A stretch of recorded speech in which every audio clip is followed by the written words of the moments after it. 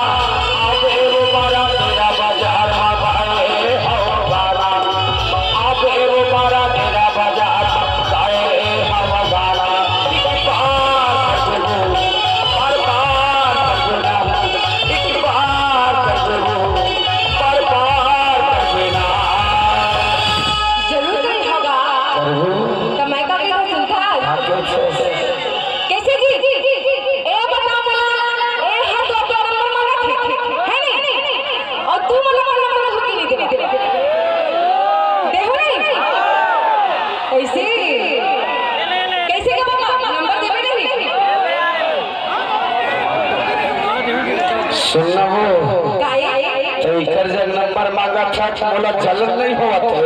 बढ़िया नहीं भैया देखो नहीं नंबर का कौन कौन देखो हाथ उठावा सभी जन देखो हाथ में हो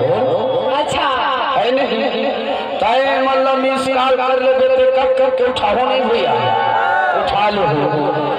और आपका जनमन कहो तो लग कर हिरते काकर काकर लग उठा दे हो तुम्हारे का भी आते छोड़ एक ही बार में सब झंझी उठा ले होगा से तोर जीव टावर हो